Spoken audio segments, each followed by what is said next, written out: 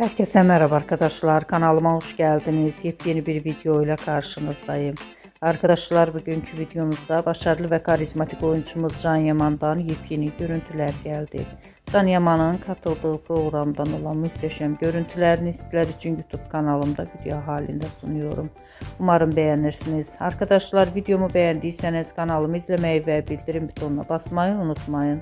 Şimdilik benden bu kadar olsun. Yeni videomuzda görüşmek üzere. Hoşça kalın.